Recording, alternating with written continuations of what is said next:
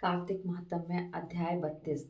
88,000 ऋषि मुनियों ने सूर्य से आगे कहा, हे ऋषियों, कार्तिक शुक्ला द्वादशी को ध्वजारोहण करने से संपूर्ण पाप नष्ट हो जाते हैं और चारों वर्ण ब्राह्मण, क्षत्रिय, वैश्य और शूद्र में से जो कोई भी भगवान के मंदिर में झंडी लगाता है वह ब्रह्मा जी और अन्य देवताओं द्वारा सम्मानित होकर विष्णु लोक को प्राप्त होता है।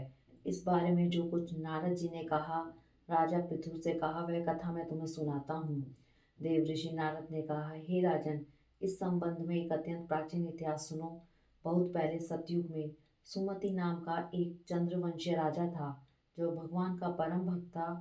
सप्त द्वीपों में उसका शासन था। उसकी रानी सत्यवती भी ईश्वर भक्त और अत्यंत प्रतिव्रता थी। वह भगवान के सामने नृत्य करती तथा कार्तिक शुक्ला द्वादशी को भगवान के मंदिर में ध्वजा बांधा करती थी। एक दिन विभांडक ऋषि वहां पधारे। राजा रानी ने उनका अत्यंत आदर सत्कार किया। उन्हें ध्वजारोहण करते हुए देखकर ऋषि ने कहा, हे राजन, भगवान को प्रसन्न करने के और भी अनेक साधन हैं, तब आपकी इस ध्वजारोहण में इतनी श्रद्धा क्यों है? यह सुनकर राजा ने कहा, हे मुनि, इसका अत्यंत अद्भुत एक इतिहास है जिसे मैं आपको सुनाता हूँ। राजा ने कहा, पूर्व जन्म में मेरा नाम मालिनी था। मैं ब्राह्मण होकर विद्वेषी, कुकर्मी, महापापी तथा वेश्यागामी था। इन कुकर्मों के कारण मेरे बंधु बांधवों ने मुझे घर से निकाल दिया। इसके पश्चात वन में जाकर मैं एक टूटे फूटे विष्णु मंदिर में रहने लगा। मैं वन में जीव जंतु तथा मृग मारकर अपनी उदर पूर्ति किया करता था। एक दिन विंध्याचल पर्वत पर रहने वाली कोकिलिनी नाम की एक निषाद कन्या, जिसने अपने पति को मार दिया था, भूख से व्याकुल होकर वहां आई और मेरे पास रहने लगी। संयोगवश कार्तिक शुक्ला द्वादशी को हमने एक कपड़े को बांधकर झंडी सी बनाई और दोनों मदिरा पीकर झंडी को हाथ में लिए सारी रात भगवान की मूर्ति के सामने नृत्य करते रहे। नृत्य करते रहने के कारण प्रातःकाल हम दोनों की मृत्यु हो गई।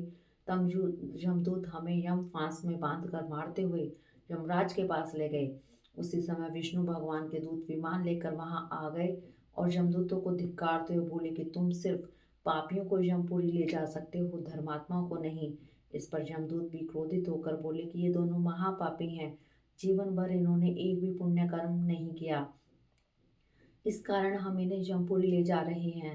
तब विष्णु पार्षदों ने कहा कि अत्यंत खेद की बात है कि तुम्हें अधर्म धर्म का तनिक भी ज्ञान नहीं है। यह ठीक है कि जीवन भर ये पाप कर्मों में लिप्त रहे हैं, परंतु कार्तिक शुक्ला द्वादशी को इन्होंने भगवान के मंदिर में ध्वजारोहण तथा नृत्य और गायन किया है। इससे इनके संपूर्ण पाप नष्ट हो गए। अतएव ये विष्णु लोक जाने के अधिकारी हैं, भले ही इन्होंने अनजाने में यह सब कार्य किया है। इसके पश्चात विष्णु पार्षद हमें विमान में बिठाकर विष्णु लोक में ले गए।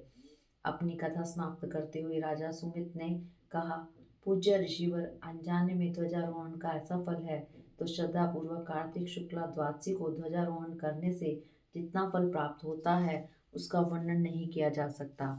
इतनी कथा सुनकर विभांडक ऋषि तप करने चले गए। इति 32वां अध्याय समाप्तम।